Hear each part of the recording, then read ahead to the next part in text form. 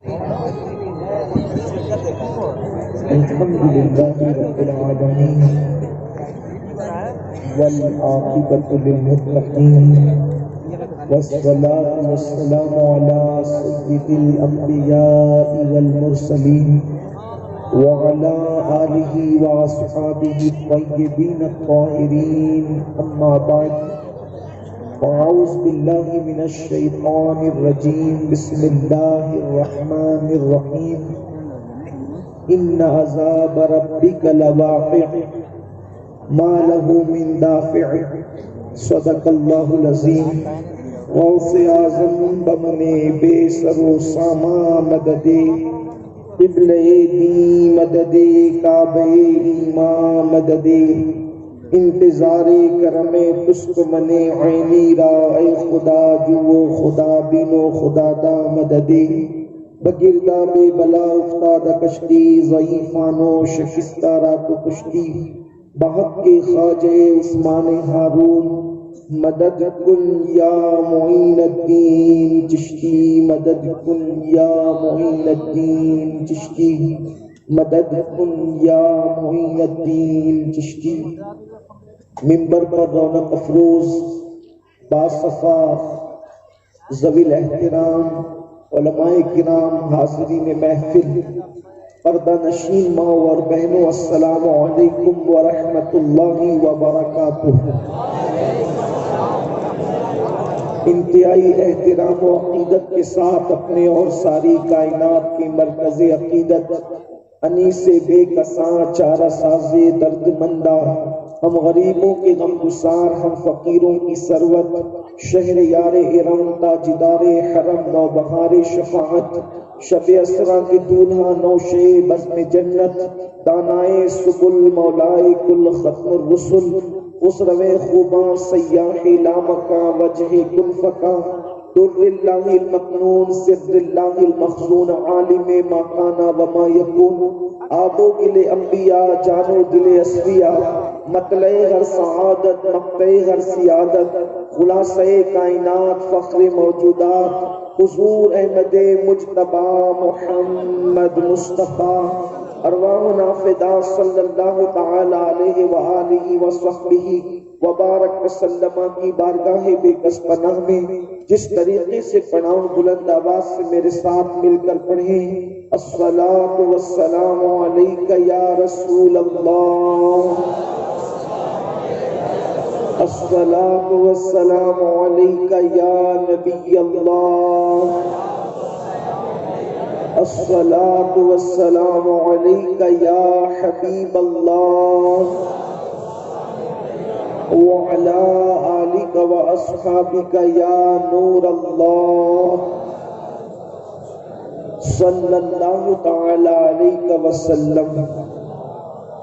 پھر کے گلی گلی تباہ ہو کریں سب کی کھائیں کیوں، پھر کے گلی گلی تباہ ہو کریں سب کی کھائیں کیوں، دل کو جو عقل دے خدا تیری گلی سے جائیں کیوں، رخصت قافلہ کا شور گشتے ہمیں اٹھائے کیوں، رخصت قافلہ کا شور گشتے ہمیں اٹھائے کیوں، سوتے ہیں ان کے سائے میں کوئی ہمیں جگائے کیوں، جان ہے عشق مصطفیٰ روز فضل کرے خدا، جان ہے عشق مصطفیٰ روز فضل کرے خدا، جس کو ہو درد کا مزہ ناز دوا اٹھائے کیوں، جس کو ہو درد کا مزہ ناز دوا اٹھائے کیوں، ہے تو رضا نرا ستم جرموں پہ گر لجائیں ہم، ہے تو رضا نرا ستم جرموں پہ گر لجائیں ہم، کوئی بجائے سوز غم ساز طرب بجائے کیوں۔ آج کی یہ محفل پیغام اعلیٰ حضرت اور اصلاح معاشرہ کے حوالے سے انعقاد پذیر ہے، اور مجھ سے پیشتر آپ نے مجھ سے بہت بڑے اہل علم، اہل دانش، اہل عمل سے ان کے ملفوظات، ان کے خیالات، ان کے تخیلات سماعت کر لیے ہیں، اور اب رات کا وہ حصہ آ گیا ہے کہ نصف شب گزر چکی ہے اور ہم دوسری نصف شب کی طرف ڈھلتی ہوئی رات کی طرف بڑھ رہے ہیں۔ کوئی تفصیلی گفتگو کا موقع نہیں، بہت مختصر سے وقت میں کچھ چھوٹا موٹا ایک پیغام آپ کے دروازے دل پر بطور دستک کے پیش کیا جائے گا۔ اسی مناسبت سے قرآن مقدس کی آیہ کریمہ کی تلاوت کا شرف حاصل کیا ہے۔ میرا اللہ اس کے متعلق مجھے حق کہنے اور آپ تمامی خواتین و حضرات کو حق سن کر اس پر عمل کرنے اور اسے عام کرنے کی توفیق عطا فرمائے۔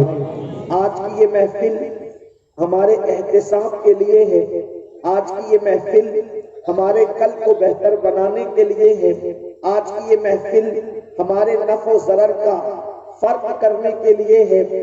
انسان دنیا کے اندر جو آیا ہے وہ پہلی اور آخری مرتبہ آیا ہے، اس سے پہلے اس دنیا کے اندر ہم نہیں آئے تھے، اور جب مر جائیں گے، موت کی آغوش میں چلے جائیں گے، تو پھر اس کے بعد دوبارہ یہ دنیاوی زندگی نصیب نہیں ہوگی۔ گویا کہ قدرت نے ہمیں پہلی اور آخری مرتبہ اس دنیا کے اندر بھیجا ہے، اور اس دنیا کے اندر اللہ تبارک و تعالیٰ نے ہمیں کچھ اچھا کرنے کے لیے بھیجا، اچھے اعمال کے لیے بھیجا۔ اچھی طرح یاد رکھنا، اللہ اکبر، اگر اللہ رسول کی فرما برداری کی تو اللہ رب کی طرف سے انعامات کی ایسی بارش ہوگی نہ جس کا کوئی نہ کسی آنکھ نے اس کو دیکھا، نہ کسی دماغ نے اس کا تصور کیا، نہ کسی ذہن و خیال، نہ کسی ذہن میں اس کے خیالات اس طریقے سے گزرے۔ ایسی نعمتیں عطا کی جائے گی، اور یاد رکھنا اگر اللہ اس کے رسول کی نافرمانی کی تو ایسے دردناک عذاب میں گرفتار کر دیے جاؤ گے کہ جس کا تصور نہیں کر سکتے، جو خیالات میں بھی نہیں آ سکتا۔ میرا اللہ قرآن میں فرماتا ہے ان عذاب ربک لواقع، کہ بے شک تیرے رب کا عذاب آئے گا اور واقع ہو کر کے رہے گا۔ ما لہ من دافع، لیکن کوئی اس کو دفع نہیں کر سکتا، کوئی اس کو ٹال نہیں سکتا۔ میرے پیارے آقا صلی اللہ علیہ وآلہ وسلم کے پیارے دیوانوں، قرآن مقدس کے اندر بے شمار اقوام کے تذکرے کیے گئے۔ قوم عاد و ثمود کا تذکرہ کیا گیا، قوم لوط کا تذکرہ کیا گیا، قوم شعیب کا تذکرہ کیا گیا۔ اللہ اکبر، قرآن مقدس کی صورتیں، قرآن مقدس کی آیتیں پکار پکار کر کہہ رہی ہے جنہوں نے اللہ کی نافرمانی کی، کسی پر پتھروں کی برسات ہو گئی، کسی پر پتھر برسا دیے گئے، کسی کو ہواؤں کے ذریعے سے ہلاک کر دیا گیا، کسی کو پانی کے اندر غرق کر دیا گیا، کسی کے چہرے کو مشق کر دیا گیا۔ اللہ اکبر، میرے پیارے آقا صلی اللہ علیہ وآلہ وسلم کے پیارے دیوانوں، کس قدر غفلت کا دورہ ہے، کس قدر غفلت کے حالات ہیں۔ اللہ اکبر، صحابہ کرام اللہ کے عذاب کی آیتوں کو سنتے تھے تو بے ہوش ہو جایا کرتے تھے۔ آج میری قوم کا حال یہ ہو چکا ہے، اللہ کے عذاب کا ذکر ہوتا ہے تو لوگ زیر لب مسکرانے لگتے ہیں کہ مولانا تو ڈرا رہے ہیں۔ سن لو، اللہ اکبر، آج ہمارا حال یہ ہو چکا ہے کہ ہم جنت کے ٹھیکیدار بنے ہوئے ہیں، مگر یاد رکھنا جن لوگوں کو مصطفیٰ جان رحمت نے جنت کی سندیں دی تھی اور جن کو جنت کی بشارتیں دی تھی، اس لیے کہ میرے آقا کو یہ حق تھا کہ میرے آقا جسے چاہے جو چاہے عطا کر دے، اس لیے کہ خالق کل نے آپ کو مالک کل بنا دیا۔ دونوں جہاں ہے آپ کے قبض و اختیار میں۔ دادا کی بولی یہ ہے کہ دونوں جہاں ہے آپ کے قبض و اختیار میں۔ پوتا بولتا ہے تو یوں بولتا ہے جہاں بانی عطا کر دے، بڑی جنت ہبا کر دے، نبی مختار کل ہے، جس کو جو چاہے عطا کر دے، اور جہاں میں ان کی چلتی ہے وہ دم میں کیا سے کیا کر دے، جہاں میں ان کی چلتی ہے وہ دم میں کیا سے کیا کر دے۔ سلیقہ کو زمین کو آسماں کر دے، سلیقہ کو سرا کر دے، زمین کو آسماں کر دے، سلیقہ کو سرا کر دے۔ اور چیلنج کرتے ہوئے پیغام دیتے ہیں، بریلی کا پیغام یہ ہے، دولت کے نشے میں اللہ سے بغاوت کرنے والوں، جوانی کے نشے میں اللہ رسول سے بغاوت کرنے والوں، دولت کے نشے میں اللہ رسول کو بھولنے والوں، اللہ اللہ اللہ اکبر. حضور تاج الشریعہ کی اپنی خوبصورت بات کہتے ہیں کہ ہوا میں اڑنے والے یوں نہ اترائے ندا کر دے. ہوا میں اڑنے والے یوں نہ اترائے ندا کر دے. وہ جب چاہے جسے چاہے اسے فرما روا کر دے. وہ جب چاہے جسے چاہے اسے فرما روا کر دے. تو اللہ کے حبیب علیہ السلام نے جن کو جنت کی بشارتیں دی تھی ان کا حال یہ تھا کہ سیدنا فاروق اعظم کے سامنے جب قرآن مقدس کی یہ آیت کی تلاوت کی گئی ان عذاب ربک لواقع کہ تیرے رب کا عذاب آئے گا, تو فاروق اعظم بے ہوش ہو کر زمین پر گر پڑے اور 3 دن تک فاروق اعظم بیمار رہے. مجھے بتاؤ جن لوگوں کو جنت کی بشارت ملی تھی ان کے خوف خدا کا عالم یہ تھا, اور جن کو جنت کا کوئی ٹھکانہ ہی نہیں, بلکہ جن کی طہارتوں کا بھی کوئی ٹھکانہ نہیں, جن کے وضو کا بھی کوئی ٹھکانہ نہیں, وہ غرور اور گھمنڈ کرتے ہم جنت میں نہیں جائیں گے تو کون جائے گا. مسجدوں کو ویران کر کے جنت کے خواب دیکھنے والوں, چہرے سے داڑیاں مڈا کر کٹروں میں پھینک کر کے جنت کے خواب دیکھنے والوں, اللہ رسول کے فرامین کو پیٹ کے پیچھے ڈال کر جنت کے خواب دیکھنے والوں, میں پوچھنا چاہتا ہوں مجھے بتاؤ جنت اتنی سستی ہے, جنت اتنی بے قیمت ہے معاذ اللہ کہ داڑیاں مڈا کر نبی کی سنت کو گٹروں میں, معاذ اللہ داڑیاں مڈا کر کے داڑھی کو گٹروں میں پھینکواتے رہو گے اور جنت باقی رہے گی. مسجدیں ویران ہوگی اور جنت باقی رہے گی. سن لو جنت کو جنت ہے, جنت کو جنت ہے. اللہ کے حبیب صلی اللہ علیہ وآلہ وسلم کو بے نمازیوں کی صحبت میں بیٹھنے سے بھی صحابہ کو روک دیا کرتے تھے. سیدنا ابو ہریرہ رضی اللہ تعالیٰ عنہ فرماتے ہیں کہ میرے محبوب میرے نبی مصطفیٰ جان رحمت صلی اللہ علیہ وآلہ وسلم نے مجھ سے فرمایا اے ابو ہریرہ اس کی صحبت میں مت بیٹھا کرو جو نماز کو ترک کرتا ہے, اس لیے کہ جو نماز چھوڑ دیتا ہے مسلسل آسمان سے اس پر لعنت برستی ہے. آج لوگ کہتے ہیں مولانا پریشانی کیوں ہے, جس کو دیکھو کہتے ہیں پریشان ہے, جس کو دیکھو کہتے ہیں پریشان ہے. پتہ نہیں کیا سبق پڑھ لیا. ہم پر تو کوئی عذاب نہیں آئے گا, ہم پر تو کوئی عذاب نہیں آئے گا. یاد رکھنا اس امت پر اجتماعی عذاب نہیں آئے گا, لیکن یہ کس نے کہہ دیا کہ انفرادی عذاب بھی نہیں آئے گا. حدیث پاک ہے کہ مسلمان کے پیر میں کانٹا بھی نہیں چبھتا مگر اس کے عمل کی وجہ سے, مسلمان کا چراغ بھی نہیں بجھتا مگر اس کی بدعملی کی وجہ سے. آج پوری دنیا میں جو ہاہاکار مچا ہوا ہے وہ ہماری بدعمالیوں کا نتیجہ ہے. مسجدیں ویران.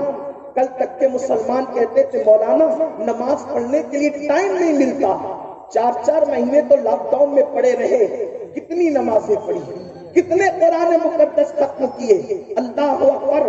ریلیف کے پیسوں پہ پلتے رہے اور خود کی جیب کے پیسوں سے موبائل کے انٹرنیٹ کے چارج کرتے رہے.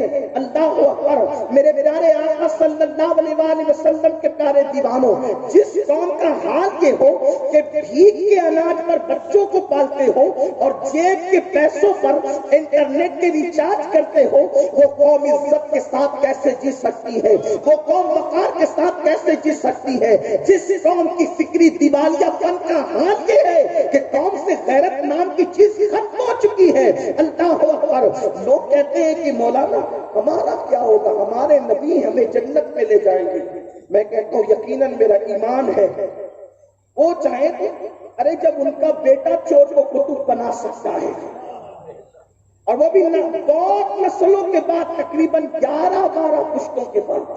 میرے مرشد حضور غوث پاک جب چور کو کتب بنا سکتے ہیں، حضور جسے چاہے جنت دے دے، لیکن ایک چیز پر ہماری توجہ شاید نہیں ہے، دھیان کرنا پڑے گا۔ ہم نے نبی کی رحمت کی طرف توجہ کی، نبی کی غیرت کی طرف توجہ نہیں کی۔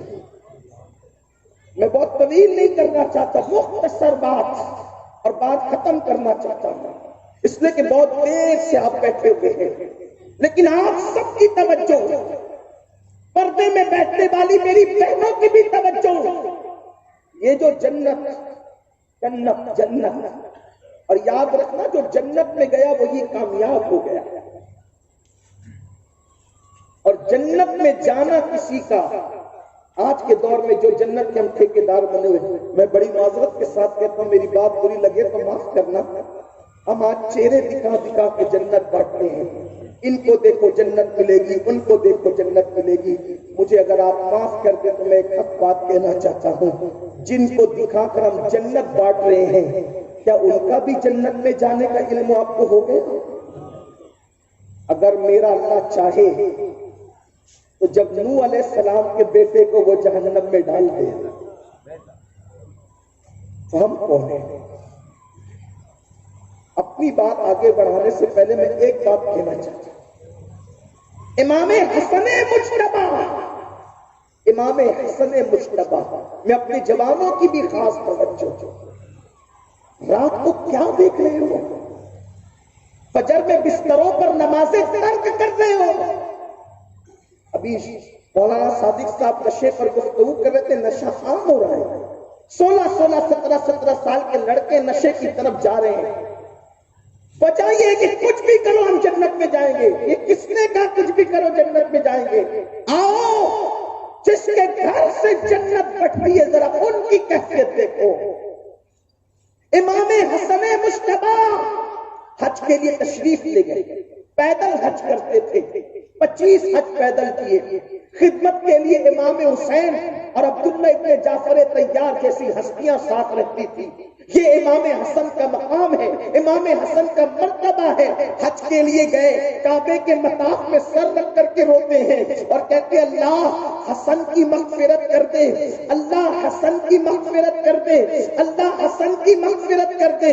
اللہ اکبر، مغفرت کے لیے آنسو بہائے جا رہے ہیں۔ اور آج کل کا مطاف نہیں جس میں سنگ مرمر لگا ہے، آج کل کا مطاف نہیں جس میں ٹھنڈے ٹھنڈے پتھر لگے ہیں، آج کل کا مطاف نہیں جہاں پر بے دھڑک آنکھیں بن کر کے جدھر جاؤ چلے جاؤ، وہ اس دور کا مطاف ہے جہاں پر کنکر بچھے ہوئے ہیں، جہاں پر ریگزار ہے، جہاں پر نکیلے پتھر ہے، اور اللہ اللہ تب بھی ریت پر سر سجدے میں رکھنا کتنا مشکل ہے، لیکن اللہ اکبر، امام حسن مجتبی جس کے بابا خاتم الولایت، جس کے بابا فاتح خیبر، جس کے بابا داماد پیغمبر، جس کے بابا اخی رسول زوج البتول، اللہ اکبر، جس کے بابا کے لیے آقا نے فرمایا سب لوگ الگ الگ درخت اور الگ الگ ٹہنیوں سے ہے، میں اور علی ایک ٹہنی، ایک درخت کی 2 شاخوں کا نام ہے، ایک درخت کی 2 شاخوں کا نام ہے، ٹہنی کی 2 شاخوں کا نام ہے۔ مطلع القمرین میں میرے امام اہل سنت نے لکھا، اللہ اکبر، ایک جنگ کے موقع پر مولا علی کو بھیجا جا رہا ہے اور آقا ہاتھ اٹھا کے دعا کرتے ہیں، اے اللہ اس وقت تک کہ مجھے دنیا سے مت اٹھانا جب تک کہ میں علی کا چہرہ نہ دیکھوں۔ یہ محبت ہے حسن کے بابا سے، یہ شان ہے حسن مجتبی کے بابا کی، اور ماں کتنی عظیم ہے، اللہ اکبر۔ امام حسن کی امی سیدہ کائنات، ملکہ فردوس سے بری، مخدومہ کائنات، رسول اللہ کی سب سے چہیتی بیٹی، جس کو میرے آقا ام ابیحہ کہتے ہیں، جنتی عورتوں کی سردار ہے حسن کی ماں، بابا ولیوں کے سردار، ماں جنتی عورتوں کی سردار، اور خود اور ان کے چھوٹے بھائی جنتی جوانوں کے سردار، اور سب سے بڑی بات یہ کہ نانا تمام عالمین کے سردار۔ تمام نبیوں کے سردار مالک جنت امام حسن دور اللہ حسن کی مغفرت فرما، حسن کی مغفرت فرما۔ کسی نے کہا حسن تمہارے نانا سید الانبیاء ہے، تمہاری امی سیدہ فاطمہ ہے، تمہارے بابا علی کے مرتضیٰ ہے، رونے کی کیا وجہ ہے؟ آپ فرماتے ہیں یہ اللہ کا حرم ہے، اللہ کا حرم، یہاں ماں باپ کی منقبت پڑھنے کی جگہ نہیں ہے۔ تو نے جیسا کہا میرے ماں باپ ویسے ہی ہیں، لیکن یہ اللہ کا حرم ہے، یہاں ماں باپ کی منقبت پڑھنے کی جگہ نہیں ہے۔ مجھے رو لینے دے، رب اللہ کو منا لینے دے۔ جن کے گھر سے جنت بٹے ان کا حال یہ ہے، اور یہاں کوئی ٹھکانا ہی نہیں، کچھ بھی نہیں، اور بے فکر ہے۔ میرے امام کہتے ہیں کس بلا کی میں سے ہے سرشار ہم، دن ڈھلا ہوتے نہیں ہوشیار ہم، اپنی ستاری کا یا رب واسطہ ہو نہ رسوا برسرے بازار ہم۔ تو عرض یہ کر رہا تھا ہم نے حضور کی رحمت کی طرف توجہ کی، حضور کی غیرت کی طرف توجہ نہیں کی۔ جگر مراد آبادی کہتے ہیں نازک ہے بہت غیرت سلطان مدینہ،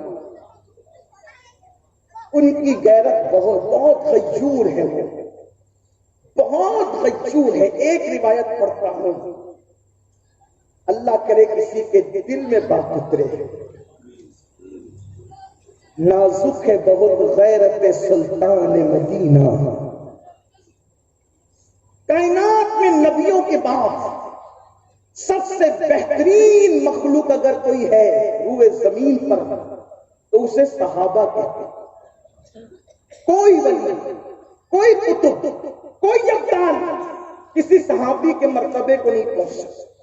جس کو صحابی کہا اس کا مطلب وہ منقبتوں کی انتہا پر ہے، منقبت کی آخری انتہا صحابیت ہے۔ صحابہ سے بڑا مرتبہ کسی ولی کا نہیں، کسی قطب کا نہیں، کسی ابدال کا نہیں، یہ وہ لوگ ہیں۔ بلکہ اگر کسی نے ایک لمحہ ایمان کی حالت میں گزارا، کلمہ پڑھا، حضور کو دیکھا، انتقال ہو گیا، نہ سجدہ کیا، نہ رکوع کیا، نہ نماز پڑھی، نہ روزہ رکھا، نہ حج، کچھ نہیں کیا، ایک لمحہ ہی ملا تھا، بس ایمان لائے، دیدار یار کیا، دنیا سے چلے گئے، ان کے برابر بھی کوئی نہیں ہو سکتا۔ یہ مقام صحابیت ہے، یہ مقام صحابیت ہے۔ اتنی بڑی ہستی کو صحابی کہتے ہیں جنہوں نے حضور کو ایمان کی حالت میں دیکھا اور ایمان کی حالت میں دنیا سے گئے، وہ صحابی ہے۔ لیکن اب سنو، یہ خیال دل میں لے کر بیٹھے ہو کہ شراب کے نشے میں رات رات بھر ڈوبے رہیں گے پھر بھی جنت ہاتھ سے نہیں جانا، داڑیاں مڈا کر گٹروں میں پھینکتے رہیں گے پھر بھی جنت ہاتھ سے نہیں جانا، عورتوں پر پاپ کی نظریں ڈالتے رہیں گے پھر بھی جنت ہاتھ سے نہیں جانا، زنا کے اڈوں کو آباد کرتے رہیں گے پھر بھی جنت ہاتھ سے نہیں جانا، راتوں کو زنا کے مناظر دیکھتے رہیں گے پھر بھی جنت ہاتھ سے نہیں جانا۔ اگر یہی خیال ہے تو ذرا سنو، ایک صاحب سونے کی انگوٹھی پہن کر آیا اور میرے آقا کو سلام کیا، میرے نبی نے سلام کا جواب دینے کی بجائے منہ پھیر لیا۔ بات کتنی ہے؟ سونے کی انگوٹھی پہنے، سلام کا جواب دیا کہ چہرہ پھیر لیا، دوسری طرف سے ہے کہ شاید پہچانا نہیں، سلام کیا پھر چہرہ پھیر لیا۔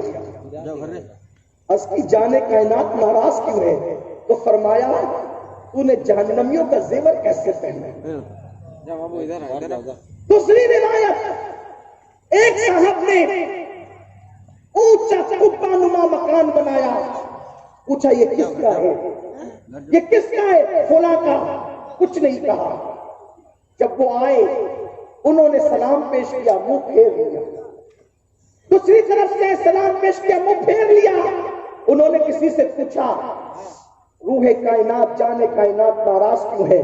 تو کہا تم نے قبہ نما مکان بنایا اس لیے حضور ناراض ہو گئے۔ اور پھر حدیث میں آتا ہے کہ انہوں نے سورج غروب ہونے سے پہلے پورا مکان زمین بوس کر دیا۔ اب ان دو روایتوں کو سامنے رکھنا اور ان دو روایتوں کو سامنے رکھ کر اب ذرا توجہ کرنا۔ نماز چھوڑتے رہے، داڑیاں مڈاتے رہے، راتوں کو زنا کے مناظر دیکھتے رہے، مسجدوں کو ویران کرتے رہے، عورتوں پہ پاپ کی نظر ڈالتے رہے، سود کے دھندے اور کاروبار کرتے رہے، جھوٹ بولتے رہے، سارے جرائم کرتے رہے، ایک دن آخر موت ہے، موت جسم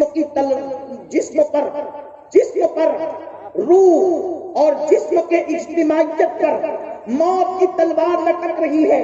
ایک دن موت کی تلوار روح اور جسم کے درمیان ایسی جدائی پیدا کر دے گی کہ انسان مردہ ہو جائے گا، اور اس کے بعد سیٹ صاحب کہلاتے ہو، حاجی صاحب کہلاتے ہو، نمازی صاحب کہلاتے ہو، متولی صاحب کہلاتے ہو، بڑے بڑے فنکار اور آرٹسٹ کہلاتے ہو، کچھ بھی کہلاتے ہو، جب مر جاؤ گے تو قبر میں ڈال دیے جاؤ گے۔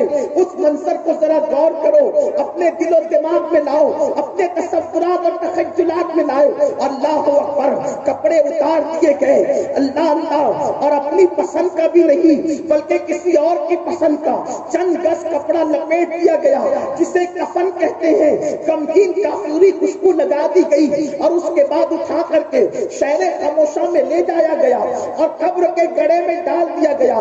ہائے ہائے، نرم نرم گدوں پر راتیں گزرتی تھی، نرم نرم گدوں پر عیاشیاں کرتے تھے، دولت کے بل بوتے پہ خدا کو بھول بیٹھے تھے، مسجدوں کی اذان کی آوازیں نیند میں خلل پیدا کرتی تھی، معاذ اللہ۔ اب قبر کا اندھیرا ہے، قبر کی تاریکی ہے۔ میرے امام کہتے ہیں، اندھیرا گھر، اکیلی جان، دم گھٹنا، دل اکتاتا، اندھیرا گھر، اکیلی جان، دم گھٹنا، دل اکتاتا، خدا کو یاد کر پیارے، وہ ساعت آنے والی ہے۔ اللہ اکبر، کیا ہوگا؟ نرم نرم گدوں پہ سونے والوں، وہاں تو کوئی گدا بھی نہیں، وہاں تو کوئی چادر بھی نہیں، وہاں تو کوئی بستر بھی نہیں، اوپر مٹی، نیچے مٹی، دائیں مٹی، بائیں مٹی، آگے مٹی، پیچھے مٹی، مٹی ہی مٹی، نہ تکیا ہے، نہ کروٹ بدلنے کو جگہ ہے۔ ہائے ہائے، سارے ٹائٹل ختم ہو گئے، سارے القاب خاک میں مل گئے، سارا غرور خاک میں مل گیا، کچھ نہیں رہا۔ انسان روتے ہوئے آیا تھا، غفلت کی وجہ سے روتے ہوئے ہاتھ ملتے ملتے دنیا سے گیا۔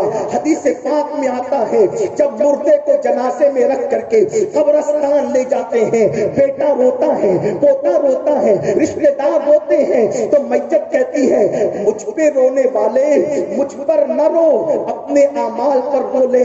مجھے دنیا نے دھوکہ دیا، میرے ساتھ دنیا نے مکر کیا، میرے ساتھ دنیا نے فریب کیا، میں دنیا کی رنگریزیوں میں مست رہا۔ خدا کے لیے تو دنیا کی رنگریزیوں میں مست نہ ہونا، لیکن اس کی آواز کون سنتا ہے؟ اللہ اکبر، سنو سنو، یہ ضرور تمہارے ساتھ بھی ہوگا، یہ ضرور میرے ساتھ بھی ہوگا، یاد رکھنا۔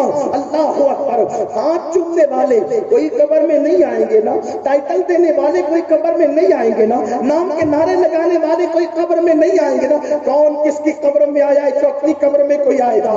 اللہ اکبر، ہو تو یہ رہا ہوگا، اکیلے انسان کو ایک چھوٹی سی کوٹری کے اندر 2 گز زمین کے اندر، بڑے بڑے زمین داروں کو بھی 2 گز زمین کے اندر۔ میں پہلے تقریر میں کہتا تھا، اپنی دولت پہ گھمنڈ نہ کرو، اپنی کمائے ہوئے پیسوں میں سے کفن کے سوا کچھ نہیں لے جاؤ گے، لیکن اب تو میں وہ بھی نہیں کہتا، اس لیے کہ کورونا کی مہاماری نے بتا دیا کہ بڑے بڑے مالداروں کو بھی خود کے پیسوں کا کفن نصیب نہ ہو سکا۔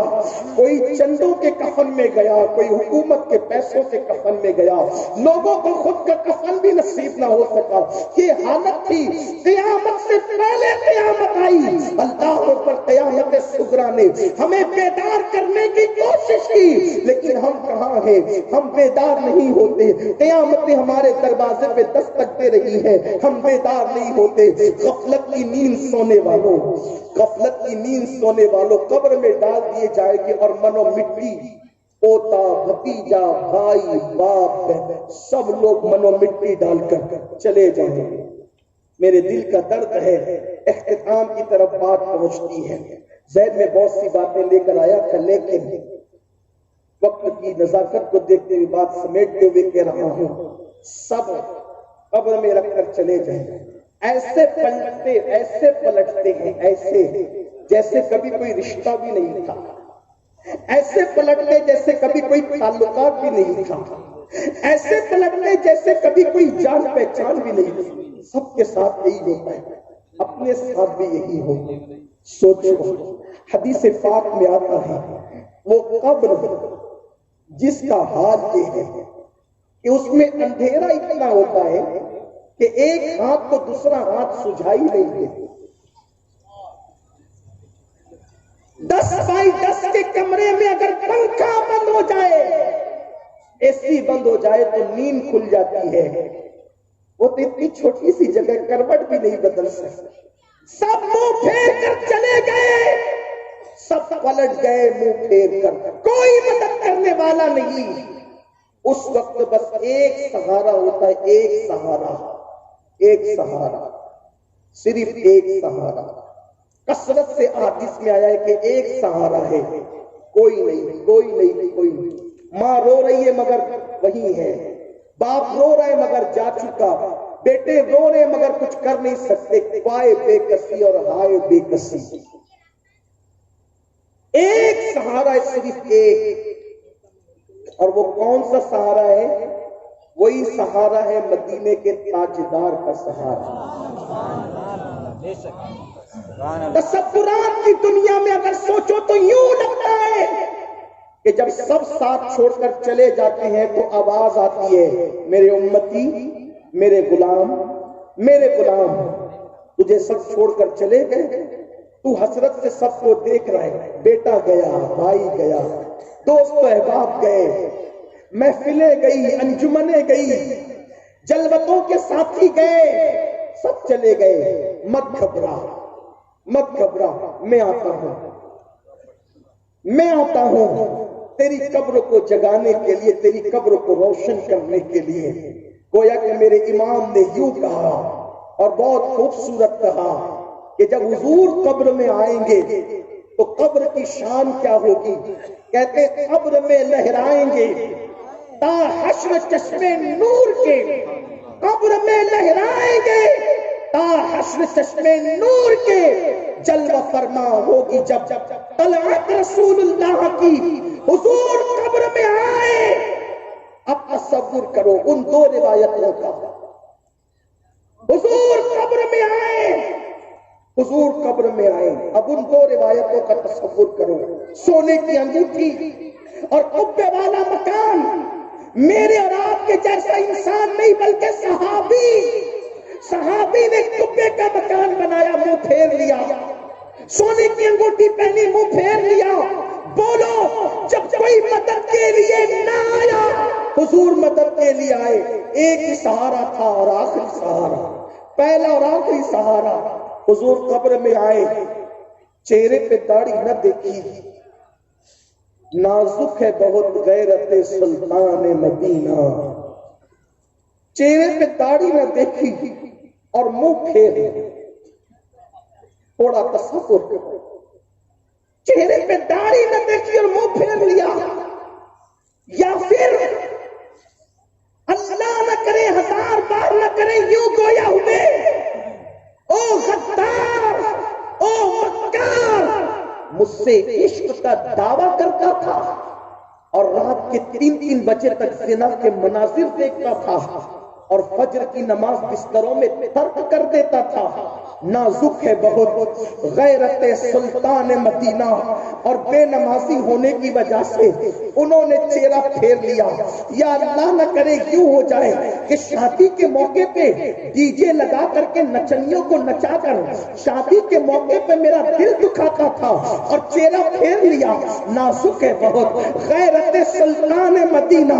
اللہ اکبر، تمہارے گھر کی شادیوں میں پٹاخے پھوٹتے تھے، روپیوں کو آگ لگائی جاتی تھی، رت جگہوں میں شراب پی جاتی تھی، رت جگہوں میں ناچ گانوں کی محفل سجائی جاتی تھی، اگر منہ پھیر لیا، نازک ہے بہت غیرت سلطان مدینہ۔ ارے داڑیاں رکھ کر کے سود کے روپیے کھاتا تھا، پیاز کھاتا تھا اور چہرہ پھیر لیا، نازک ہے بہت غیرت سلطان مدینہ۔ اگر صحابی کے ہاتھ میں سونے سونے کی انگوٹھی دیکھ کر کے وہ چہرہ پھیر لیتے ہیں، تو کیا ہمارے اندر سرخاب کے پر لگے ہیں کہ ہم اتنے پاپ کر کے قبر میں جائیں اور وہ چہرہ نہ پھیریں؟ اللہ نہ کرے اگر وہ چہرہ پھیر لیں۔ سب کے سامنے متقی بننے والوں کتنی بھی مکاریاں کر سکتے ہیں، لیکن حضور سے کچھ چھپا ہوا نہیں۔ جس کی نگاہوں سے خدا کی ذات نہ چھپی، اس کی نگاہوں سے میرے اور آپ کے اعمال نہیں چھپ سکتے۔ سب کے لیے نیکیاں کر رہے ہو، اگر لوگ دیکھ رہے ہیں تو منہ کے گٹکے کا تھوک بھی نہیں تھوکتے، لوگ غیر سنجیدہ سمجھیں گے۔ پان کھایا ہوا نہیں تھوکتے اگر سی سی ٹی وی کیمرے کی زد میں آ گئے تو، لوگ دیکھیں تو پان تھوکنے میں اتنا احتیاط، اور اللہ بھی دیکھ رہا ہے اور اس کی عطا سے اس کے رسول بھی دیکھ رہے ہیں۔ اور زنا کے اڈے، عورتوں پہ بد نظری، گھروں کے اندر آوارگی، گھروں کو پاپ کا اڈا بنا دیا۔ سوچو، نازک ہے بہت غیرت سلطان مدینہ، قبر میں ایک ہی سہارا تھا، آمنہ کے لال کا۔ علماء کی موجودگی میں ذمہ داری سے کہوں، میں کوئی بہت بڑا علم والا نہیں، ایک طالب علم ہوں، بڑے بڑے علم والے بیٹھے، ایک بات کہوں، کتنی بھی نمازیں پڑھ لو، روزے رکھ لو، حج کر لو، زکوٰۃ دے دو، کچھ بھی بن جاؤ، جنت تو ملے گی نہیں اس وقت تک جب تک میرے نبی کو راضی نہ کر لو۔ نبی کو راضی کرو گے تبھی جنت ملے گی، اس لیے کہ اللہ کو راضی کرنے کا واحد ذریعہ ہے، اس کے محبوب کو راضی کرو تو اللہ تم سے راضی ہو جائے گا۔ اسی لیے تو میرے امام کہتے ہیں، خدا کی رضا چاہتے ہیں تو عالم، خدا چاہتا ہے رضائے محمد۔ آپ مجھے بتاؤ، اللہ کو راضی کرنے کا ایک ہی ذریعہ ہے، اس کے محبوب کو راضی کر لو۔ اور نازک ہے بہت غیرت سلطان مدینہ۔ اللہ اکبر، اللہ اکبر، اللہ اکبر، اللہ اکبر۔ ایک مرتبہ ام المومنین حضرت عائشہ صدیقہ نے تصویر والے پردے اپنے گھر میں لٹکا دیے۔ حضور علیہ السلام نے چہرہ پھیر لیا، ناراض نہیں ہوئے، میری عقیدت میں کہتی نہ، لیکن تعلیم امت کے لیے چہرہ پھیر لیا۔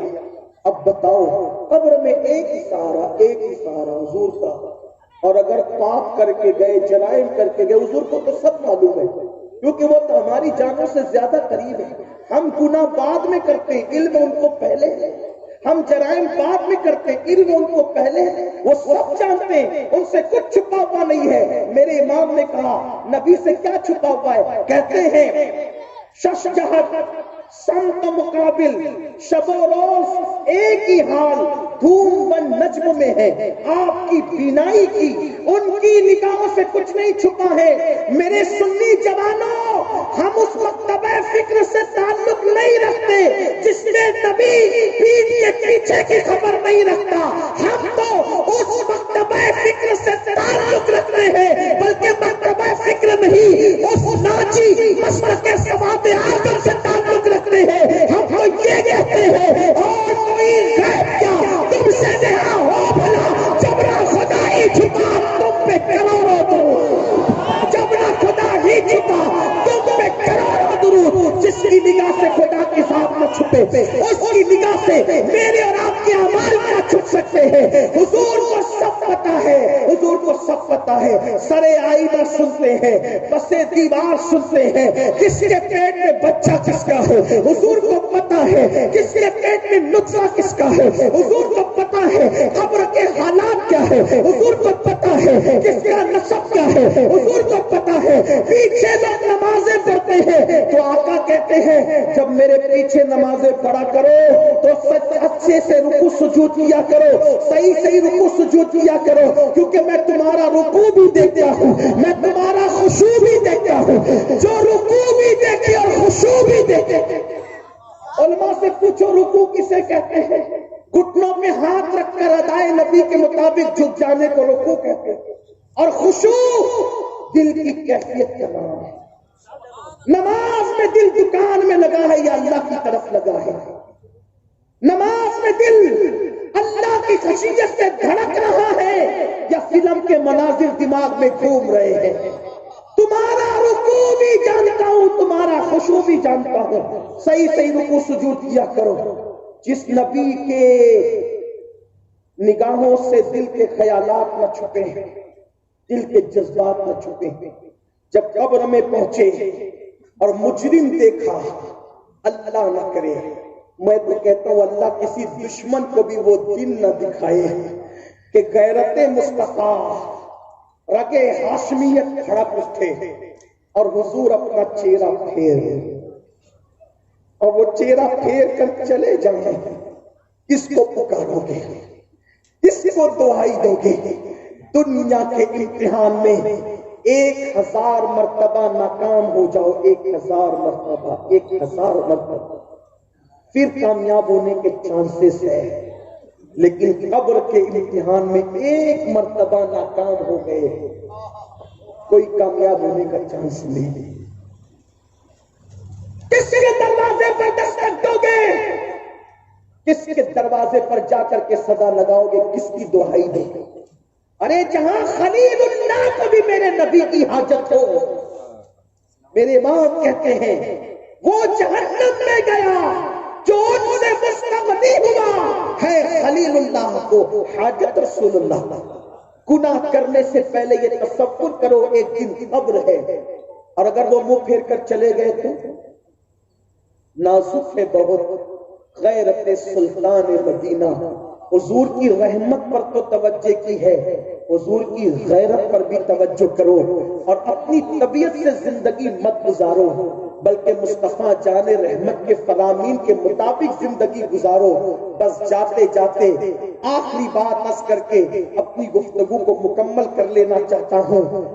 ایک ہی ذریعہ ہے میرے نبی کو راضی کر لینے کا، وہ یہ ہے کہ بہت دور ہو گئے حضور سے، آقا سے بہت دور ہو گئے۔ آؤ، شعبان کا مہینہ ہے، ماہ رمضان شریف قریب ہے، میرے آقا کے قریب ہو جاؤ۔ طریقہ صرف ایک ہے، سچی توبہ کر لو، اپنے گناہوں پہ نادم ہو جاؤ، اپنے گناہوں پہ شرمندہ ہو جاؤ، توبہ کرو اللہ کی بارگاہ میں۔ میرے اللہ، ہم نے بہت گناہ کیے، مجھے تو ایک حدیث یاد آتی ہے، دل دھڑک اٹھتا ہے۔ فاروق اعظم کہا کرتے تھے لوگ چھوٹے اور بڑے گناہ کی بات کرتے ہیں، فاروق اعظم کے جملے پہ توجہ کریں، لوگ چھوٹے اور بڑے گناہ کی بات کرتے ہیں، میں تو یہ کہتا ہوں، فاروق اعظم کہتے ہیں میں تو یہ کہتا ہوں کہ کوئی چھوٹے سے چھوٹا بھی گناہ کرے تو اس سے اللہ کے نبی کا دل دکھتا ہے، اس سے اللہ کے نبی کو دل کو تکلیف پہنچتی ہے۔ بتاؤ، جو ماں کا دل دکھائے مرتے وقت اس کی زبان پہ کلمہ نہیں آتا، تو جو ایک ایک دن میں ہزاروں مرتبہ اپنے نبی کا دل دکھائے، سینکڑوں مرتبہ اپنے نبی کا دل دکھائے، اس وقت میرے نبی کے دل پہ کیا گزرتی ہوگی؟ اے میری قوم کے جوانوں، جس رسول نے طائف کی وادیوں میں پتھر کھا کے یہ نماز کا تحفہ ہمارے گھر تک پہنچایا، یہ اذان جو 5 وقت تمہاری بستی دیہات اور گلی کوچوں میں گونجتی ہے، یہ نماز کو ہمارے گھر تک پہنچانے کے لیے، یہ اذان کو ہمارے گھر تک پہنچانے کے لیے حضور نے کتنی تکلیفیں اٹھائی ہے نا۔ آقا کی تکلیفیں یاد نہیں؟ جس نے طائف کی وادیوں میں پتھر کھائے، جس کو 3 سال تک کے شعب ابی طالب کے اندر پورے خاندان اور مخصوص صحابہ کے ساتھ قید کر دیا گیا، اللہ اکبر، جس رسول کو معاذ اللہ مکے سے نکل جانا پڑا، اللہ اکبر، یہ اتنی قربانیاں دینے کے بعد جن پر جنگیں مسلط کی گئی، جن کے دندان شہید کیے گئے، جن کے خون کو بہایا گیا، اللہ اکبر، صحابہ شہید ہوئے، اللہ اکبر، اور شہید ہونے والے صحابہ کو کفن تک نصیب نہ ہوا، اس شان سے انہوں نے جام شہادت نوش فرمایا، اور ہم نے اس کا صلہ کیا دیا؟ گناہ گناہ گناہ۔ اور قبر انور میں حضور کے دل کو تکلیف، قبر انور میں حضور علیہ السلام کے دل کو اذیت پہنچاتے ہو، کیوں نہیں پلٹتے، کیوں نہیں توبہ کرتے؟ سوچو، جب تم اپنی بیٹیوں کی شادیوں پر اور بیٹوں کی شادی پر لاکھوں لاکھ روپے خرچ کرتے ہوگے تو حضور کے دل پہ کیا گزرتی ہوگی؟ تم نے مشرکین کے جہیز کا سسٹم مسلمانوں کے سر منڈ دیا ہوگا، اس وقت حضور کے دل پہ کیا گزرتی ہوگی؟ 30 35 سال کی نوجوان بچیاں صرف ان کے ماں باپ کے پاس جہیز کی رقم نہ ہونے کی وجہ سے ان کو رشتے نہیں آتے ہوں گے، اور جب وہ اپنے بستر پر آہ کرتے ہوئے کروٹیں بدلتی ہوں۔ حیا کے پردے میں بڑی گہری بات میں نے کہہ دی، کوئی اس 30 سال کی قوم کی بچی سے جا کر پوچھے کہ جب وہ کروٹ بدلتی ہوگی تو اس کی آہوں کا عالم کیا ہوگا، اور اس آہ کا اندازہ تمہیں نہیں ہے نا، تمہیں نہیں ہے، کیونکہ تم تو دولت کے نشے میں ہو، جوانی کے نشے میں ہو، گھمنڈ ہے، غرور ہے زندگی کا، نہیں ہے نا اس کی کروٹ اور آہوں کا اندازہ؟ اگر نہیں ہے تو آج کر لو، اس سنی اجتماع میں آنے والوں کر لو، اس سے کر لو۔ 70 کافر بدر کے میدان میں مصطفیٰ جان رحمت کے خلاف آنے والوں میں سے قیدی بنا کر لائے گئے، مسجد نبوی کے صحن میں ان کے ہاتھ باندھ کر ان کو صحن میں ڈال دیا گیا۔ کن کے؟ کافر۔ توجہ کرنا کافر، میری بہنوں سے بھی کہتا ہوں توجہ کرنا کافر۔ آج کون کی میری بہنیں بہو ڈھونڈنے نکلتی ہے تو وہ گھر دیکھتی ہے جہاں جہیز زیادہ ملے گا۔ بیٹے کی شادی کرنے نکلتے ہو یا بیٹے کو بیچنے نکلتے ہو؟ جہیز کا سسٹم تم نے کب سے شروع کر دیا؟ جہیز کا سسٹم کب سے شروع کر دیا؟ اگر اہل علم مجھے معاف کر دے تو میں یہ کہوں، اسلام میں نہ جہیز لینا سنت ہے نہ جہیز دینا سنت ہے۔ جن اہل علم نے جہیز کی فہرست بنائی ہے شاید کہیں دیکھنے میں چوک گئے ہیں۔ کیوں؟ اس کی وجہ یہ ہے کہ کہا جاتا ہے کہ سیدہ فاطمہ کو جہیز دیا، میں نے کہا کچھ جہیز نہیں دیا، کہ وہ فہرست کا کیا ہوگا؟ میں نے کہا سن، وہ جہیز فاطمہ الزہرا کو نہیں دیا تھا، مولائے کائنات چونکہ چچا زاد بھائی بھی تھے اور نبی کے گھر میں ان کی پرورش ہوئی تھی، آقا نے پالا پوسا تھا، آقا نے تربیت کی تھی، اب شادی ہو کر علی نئے گھر میں جا رہے تھے تو اس گھر میں کوئی برتن نہیں تھے، کوئی سامان نہیں تھا، تو حضور نے بیٹی کو جہیز نہیں دیا تھا، چچا زاد بھائی کا گھر بسانے کے لیے نبی نے اپنے بھائی کو سامان دیا تھا، اپنی بیٹی کو نہیں دیا تھا۔ اور اگر اپنی بیٹی کو دیا تھا تو آپ کو یہ بتانا پڑے گا کہ نبی کی پھر ایک بیٹی نہیں تھی۔ جو رسول یہ کہیں کہ ایک کھجور کے اگر 2 برابر ٹکڑے کر کے دونوں بچوں میں تقسیم نہ کیے جائیں تو قیامت میں اللہ اس کے بارے میں پوچھے گا۔ تو نبی کی ایک بیٹی تو نبی 4 بیٹیاں تھی۔ روافظ میں اور ہم میں فرق تو یہی ہے کہ وہ 1 مانتے اور ہم 4 مانتے ہیں۔ اگر سیدہ فاطمہ کو جہیز دیا تھا تو بتاؤ حضرت ام کلثوم کو نہیں دیا تھا؟ وہ ثابت کرنا پڑے گا۔ تو جناب زینب بنت محمد کو نہیں دیا گیا، روحی فدا جناب رقیہ کو کیوں نہیں دیا؟ اور اگر سیدہ فاطمہ کو جہیز دیا تھا تو مجھے ایک بات یہ بتاؤ، صدیق اکبر نے اپنی بیٹی کو کیوں نہیں دیا؟ فاروق اعظم نے اپنی بیٹی کو کیوں نہیں دیا؟ جو لوگ سنتوں کے اتنے پابند ہو کہ نبی کے امامے کا شملہ اگر درخت سے الجھ جائے فطرتاً طبیعتاً تو وہ درخت کا شملہ جان بوجھ کے درخت کے اندر الجھاتے ہیں تاکہ زندگی میں ایک مرتبہ اس سنت پر بھی عمل ہو جائے۔ اگر حضور علیہ السلام کسی مقام میں مسکراتے ہیں تو وہ اس مقام کی تلاش میں رہتے ہیں کہ وہاں ہم بھی مسکرا دیں تاکہ سنت ادا ہو جائے۔ جو سنتوں کے اتنے دل ڈالے تھے، جب ان کو پتا تھا کہ فاطمہ کو جہیز دیا تو عائشہ صدیقہ کو صدیق اکبر نے جہیز کیوں نہیں دیا؟ اور اگر دیا تو تمہیں ثابت کرنا ہوگا، اور اگر ثابت نہیں کر سکتے تو جہیز کی لعنت کا خاتمہ کرنا ہوگا۔ کیوں؟ اس لیے کہ حضور علیہ السلام کو یہ سستیاں جو بے چین کر رہی ہے، کون سی سستیاں؟ 35 سال کی بچیاں جن کی شادیاں نہیں ہوئی ہے، وہ بستروں پہ کروٹ دے کے جب آہیں کرتی ہوگی تو وہ سستیاں حضور کو کتنا بے چین کرتی ہوگی۔ سن لو، بات ختم کرنے لگا ہوں نا۔ مکے کے کافر حضور کے خلاف آئے، میدان بدر میں 70 قید ہو گئے، رسیوں سے باندھ کر ڈال دیا گیا مسجد نبوی کے صحن میں۔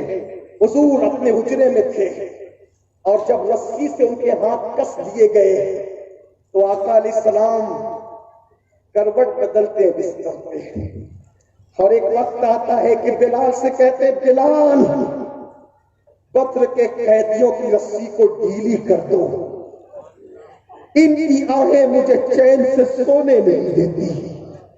جب کافروں کی آہیں نکلتی ہے تو نبی بے چین ہوتے ہیں۔ یہ میرے دل کا درد ہے، میں کوئی خطیب نہیں نہ خطابت کر رہا ہوں، نوجوانوں سے مخاطب ہوں جن کی شادیاں نہیں ہوئی یا جو اپنے بیٹوں کی شادی کرنے والے ان سے مخاطب ہوں۔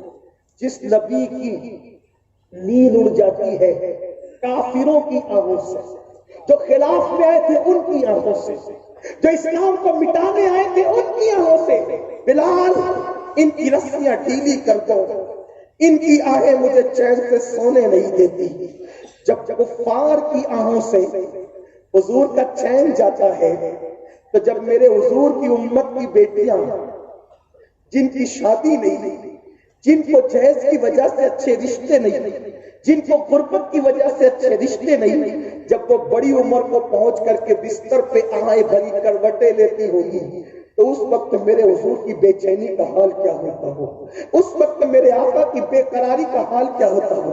اب حضور کو خوش کرنا ہے، آقا کا دل خوش کرنا ہے، ایک ہی بات کہتا ہوں، کیا ایسے جوان نہیں ہے آپ کے بکاروں میں یا جھارکھنڈ میں یا چاس میں یا دور نزدیک سے آنے والوں میں جو رسول اللہ کی اس بے قراری کو محسوس کرے اور وہ یہ عہد کرے کہ میں بدعت کے خلاف اٹھ کر کے کھڑا ہوں گا اور جب شادی کروں گا تو ایسی شادی کروں گا کہ کتنے بھی مالدار گھرانے کی بیٹی ہو یا کتنے بھی غریب گھرانے کی بیٹی ہو، میں یوں کہوں گا کہ میں صرف دلہن لاؤں گا، دلہن کے ساتھ کچھ نہیں لاؤں گا تاکہ جہیز کی لعنت کا مسلمانوں سے خاتمہ ہو جائے۔ صرف یہ سوچ کر کہ جب اس نوسط کا خاتمہ کریں گے تو انقلاب آئے گا۔ کیوں؟ میں تو یہی کہتا ہوں، لوگ کہتے ہیں بڑی باتیں کرتے ہیں انٹرنیٹ پہ بیٹھ کر کے کہ قوم کی بیٹیاں بھاگ رہی ہیں دوسروں کے ساتھ۔ میں نے کہا بھاگے گی نہیں تو کیا ہوگا؟ تم نے ان کی شادیوں کا انتظام بھی کیا۔ درد بھری باتیں تقریر میں کرنے سے مسئلے حل نہیں ہوتے۔ تم تو اپنے پیروں کی قبروں پر 1-1 لاکھ کی چادریں چڑھاتے ہو، عرس کے موقع پر قوالن پر 1-1 آدمی ہزاروں روپے جب وہ قربان کر دیتا ہے۔ یاد رکھنا اعلیٰ حضرت سے لوگوں کو تکلیف اسی لیے ہے کہ امام احمد رضا نے 2 دھاری تلوار کا کام کیا، جہاں بدعقیدوں کو کیفر کردار تک پہنچایا وہیں پر بدعت کے خلاف اعلان جنگ بھی فرمایا اور بتا دیا فکر رضا یہ ہے کہ اپنے پیر کی قبر پر 1 لاکھ کی چادر چڑھانے کی بجائے 100 روپے کی چڑھا اور جتنے پیسے بچے وہ کسی یتیم کے سر پہ چادر ڈال دے، اس لیے کہ اگر تو اپنے پیر کو جنتی سمجھتا ہے، اگر تو اپنے پیر کو توجہ کرے اپنے پیر کو جنتی سمجھتا ہے تو تیرے پیر کو جنت کا لباس مل گیا، تو جس کو جنت کا لباس قبر میں مل گیا اس کو 1 لاکھ کی چادر کی ضرورت کیا ہے؟ اس لیے کہ کتنے بھی لاکھ کی چادر ہو جنت کے لباس کے برابر تو نہیں ہو سکتی، اس لیے پیر کو اتنی خوشی 1 لاکھ کی چادر سے نہیں ہوگی جتنا کسی یتیم کے سر پہ وہ چادر ڈالنے سے ہوگی، ان کی شادیاں کرنے سے ہوگی۔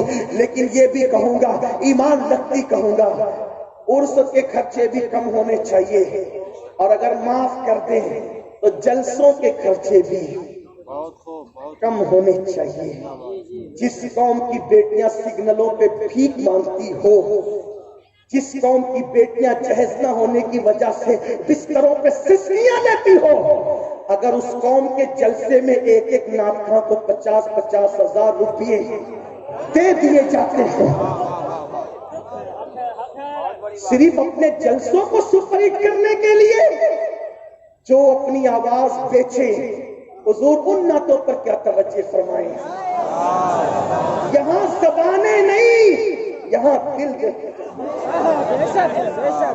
سادی آواز والا کوئی مخلص نعت لا کے کھڑا کر دو، یہاں سے پڑے گا، تمہاری محفل بھی وہاں پہنچے گی اور وہ بھی وہاں پہنچے گا، پہنچا بھی دے گا۔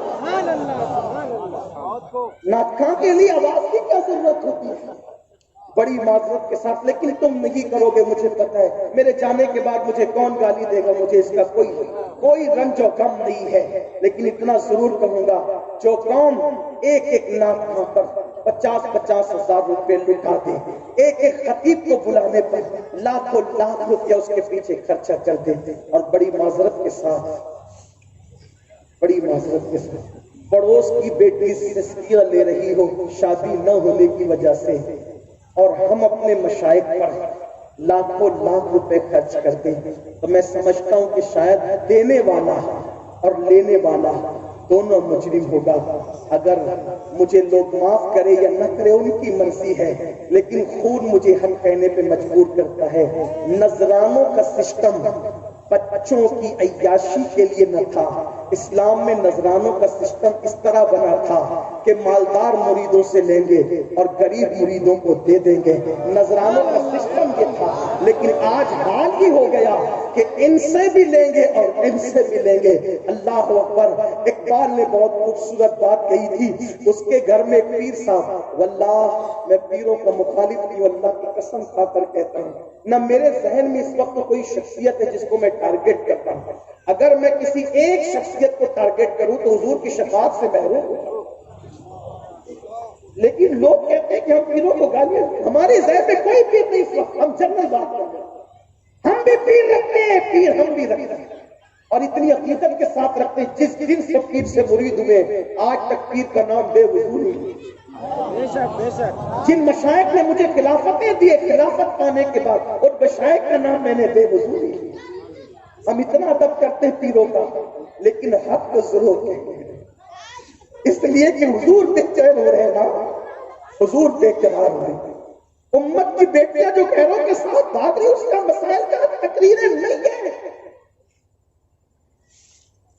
ان بیٹیوں کے رشتے کرنے ہوں گے، ان کو دلہن بنانا ہوگا۔ ہر آدمی نکلتا ہے مالدار دیکھنے کے لیے، غریبوں کا کون ہے؟ حضور غریبوں میں تھے، غریبوں کے لیے تھے، بلکہ حضور دعا کرتے تھے، اللہ مجھے مسکینوں میں زندہ رکھ، مسکینوں کے ساتھ رکھ، مسکینوں میں اٹھا۔ حضور کی دعا ہے۔ غوث پاک نے پوچھا تھا، اللہ تو کہاں ہے، میں تجھے کہاں ڈھونڈوں؟ تو ارشاد ہوا تھا، عبد القادر مجھے غریبوں کے درمیان ڈھونڈ لے تو مجھے وہیں پہ پا لے۔ ہے کوئی غریبوں کا پرسان حال؟ کسی کے پاس آج مسلمانوں میں دولت آتی ہے تو وہ الیکشن لڑنے کا سوچتا ہے، چاہے اس کی اوقات ہی کچھ نہ ہو، اس پر وہ پورے پیسے ہارنے میں خرچہ کر دیتا ہے۔ مجھے بتاؤ، کیا اللہ کی دی ہوئی دولت سے کچھ غریبوں کا بوجھ ہلکا نہیں کر سکتے؟ غریبوں کی بیٹیوں کو اپنے گھر میں لا کے ان کا بوجھ ہلکا نہیں کر سکتے؟ اس کی وجہ یہ ہے کہ مالدار دے گا تو جہیز دے گا، جہیز، اور غریب کا بوجھ ہلکا کر دو گے تو وہ دعا دے گا۔ جہیز کے برتن ختم ہو سکتے ہیں، چوری ہو سکتے ہیں، تباہ و برباد ہو سکتے ہیں، لیکن غریب کے دل کی دعا نکلے گی تو تمہاری دنیا بھی سنور جائے گی، تمہاری آخرت بھی سنور جائے گی۔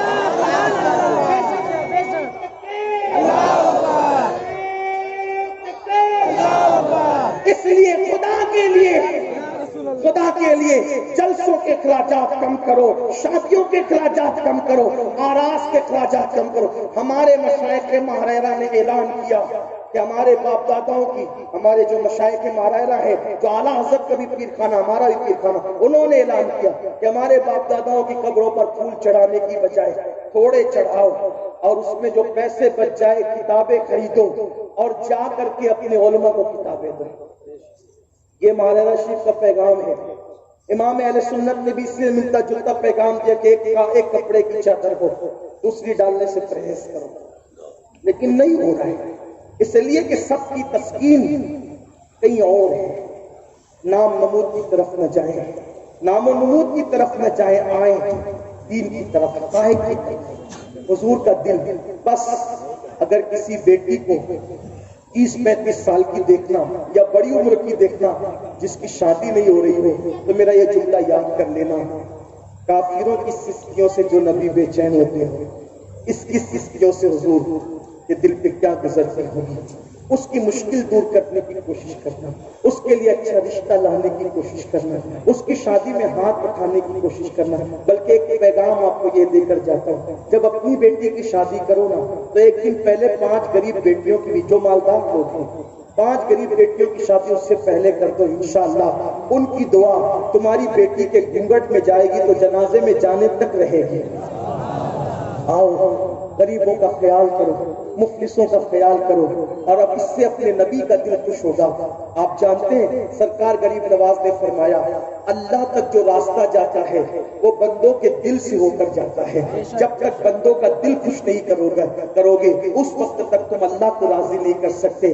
آج یہ پیغام دیا جا رہا ہے، آؤ نمائش کی بجائے حقیقتوں کی طرف آؤ، سچائیوں کی طرف آؤ، صداقتوں کی طرف آؤ۔ یہ بھی کہتا ہوں جیسے بیٹیوں کی غریب بیٹیوں کی شادی کا خیال کرنا، ویسے ہی آپ غریبوں کی تعلیم کا بھی خیال کرنا۔ یہ زمین آپ کی جھارکھنڈ کی زمین بڑے ذہین بچوں کی زمین ہے، لیکن غربت کی وجہ سے جو پڑھ نہیں پا رہے ہیں کچھ لوگ اپنے ذمے پہ لے لیں اور ان کو اعلیٰ تعلیم دلوائیں، اس لیے کہ ایک بچے کو پڑھا کر کے تم اعلیٰ تعلیم دلواؤ گے، وہ ایک بچہ اپنی پوری قوم کو اوپر اٹھانے کے لیے کافی ہوگا۔ آئیے نا ہم سب عہد کریں، اپنے گناہوں سے توبہ کریں، رب کی بارگاہ میں رجوع ہو، انشاءاللہ تعالی۔ اللہ اکبر، اگر حضور کو ہم نے راضی کر لیا، حضور کو منا لیا تو دنیا بھی سنور جائے گی، آخرت بھی سنور جائے گی۔ دل کا درد پھوٹا اور بہت سی باتیں نکلی، جو آخری بات کہنا چاہتا تھا وہ رہ گئی کہ توبہ کرو، پلٹ جاؤ، اس لیے کہ کیسے کیسوں نے توبہ کی، کیسے کیسوں نے توبہ کی اور پھر وہ کیا کیا بن گئے۔ مجھے تو بس ایک ہستی میرے ذہن میں آ رہی ہے، وہ بات اس پہ توبہ پر مکمل کرتا ہوں۔ کہا جاتا ہے ایک جوان تھا، بغداد میں رہنے والا جوان، اس کا نام عبداللہ تھا۔ عبداللہ نام کا وہ جوان ایک خوبصورت لڑکی سے آنکھیں چار ہوئی۔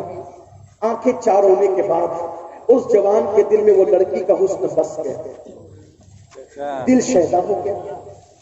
نوجوانی دیوانی ہوتی، جوانی دیوانی ہوتی، لیکن آپ سے کہتا ہوں اپنی جوانی کو گل و بلبل شراب و شباب کی دیوانی نہ بناؤ، اپنی جوانی کو مدینے کی دیوانی بناؤ۔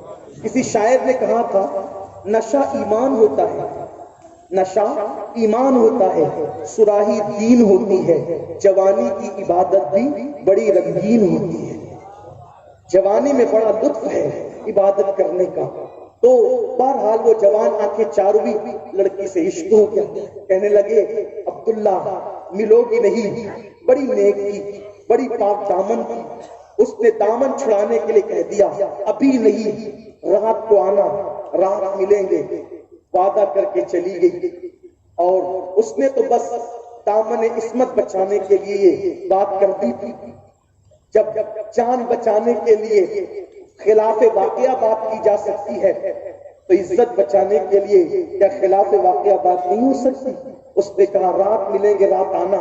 یہ جوان تیاری کر کے جس کا نام عبداللہ تھا اس لڑکی کے گھر کے سامنے کھڑا ہو گیا، اب آئے گی اور اب آئے گی، اب آئے گی اور اب آئے گی، لیکن نہ اس نے آنا تھا نہ وہ آئی۔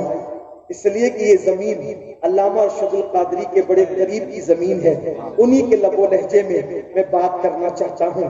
عبداللہ نام کا وہ جوان حسن کی اس پری کے لیے جس کے چہرے کو رخسار کہنے کی بجائے لالا کے کھلے ہوئے پھول کہہ سکتے ہو، جس کے ہونٹوں کو گلاب کی پنکھڑیوں سے تشبیہ دی جا سکتی ہو، جس کی آنکھوں کو نرگس کے پھول کہہ سکتے ہو، جس کے چلنے کو ہرن کی چوکڑیاں بھرنا کہہ سکتے ہو، بلکہ اس کا سراپا حسن، اللہ اکبر، اس کے سراپا حسن کو دیکھ کر ہندوستان کا کوئی شاعر اگر بات کرنا چاہے تو یوں کہنے پہ مجبور ہو جائے گا کہ اس کے حسن کا عالم یہ تھا کہ اس کے حسن کو بنارس کی صبح کہوں یا متھرا کی شام کہوں، یہ اس کے حسن کا عالم تھا۔ ایسی حسین حسین پری پیکر وجود کو دیکھنے کے لیے عبداللہ نام کا وہ خوبصورت جوان اس کے گھر کے سامنے کھڑا تھا، انتظار میں تھا۔ کہتے ہیں اللہ اکبر، دجلہ کی اوٹ میں بغداد کے سورج نے جب اپنے چہرے کو چھپا لیا اور شام جو ہے اللہ اکبر بغداد کی زمین پر آ گئی اور اس کی آمد ہو گئی۔ بغداد کی شام کے بعد اچانک رات کی سیاہ زلفوں نے بغداد پر اپنے وجود کو تاننا شروع کیا اور رات سیاہ سے سیاہ تر ہوتی چلی گئی۔ مصلے پہ رونے والے رو رہے تھے، بستر پہ سونے والے سو رہے تھے، بغداد کے میخانوں میں جام و مینا چھلک رہے تھے۔ ایسے میں عبداللہ نام کا وہ جوان ٹھٹرتی ہوئی طویل سردی کے اندر سرد رات میں ہاتھ باندھے ٹیرس کی طرف نگاہ جمائے ہوئے کھڑا تھا۔ اسے نہ آنا تھا نہ وہ آئی۔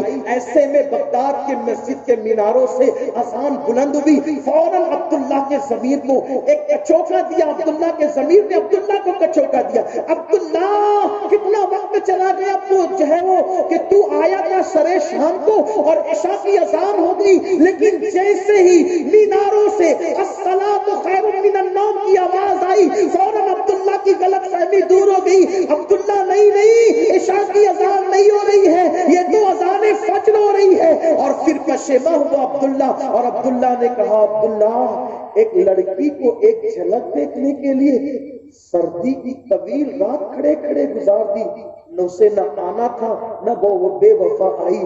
کاش یہ سردی کی طویل رات تو ایک لڑکی کے لیے کھڑے ہو کر گزارنے کی بجائے تو اپنے اللہ کے لیے کھڑے ہو کر گزارتا تو اللہ تجھے کتنے مقام عطا کرتا۔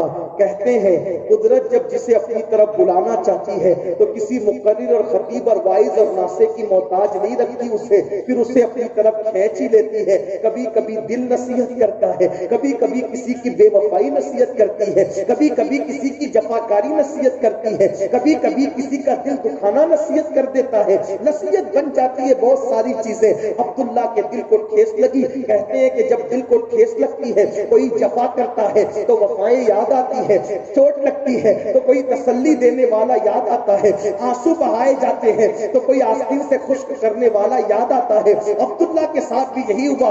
عبداللہ نے کہا چھوڑ اس بے وفا کو جس کے لیے پوری رات کھڑے ہو کے گزار دی، چلو اب اپنے اللہ کی طرف چلتے ہیں۔ اذان ہو چکی تھی، عبداللہ مسجد میں گئے، خوب رویا رویا رویا، پوری رات جو گزری تھی اس پہ پشیماں ہوئے، آنسو بہائے، اللہ کی بارگاہ میں توبہ کی۔ کہتے ہیں استغفار پڑھنے کا نام توبہ نہیں ہے بلکہ نادم و شرمندہ ہونے کا نام توبہ ہے، یار کو منا لینے کا نام توبہ ہے، گناہ کو چھوڑ دینے کے عزم مصمم کا نام توبہ ہے۔ اللہ اکبر۔ عبداللہ روتے رہے، گناہ سے رکنے کا عزم مصمم کرتے رہے۔ فجر کی نماز پڑھی پھر روئے، اشراق پڑھی پھر روئے، چاش پڑھی پھر روئے۔ جب دن اوپر چڑھ گیا تو جیسے مسجد کے باہر نکلے کیا دیکھا؟ سر پہ بادل سایہ کر رہا تھا۔ ایک بڑے میاں ساتھ ساتھ چلے۔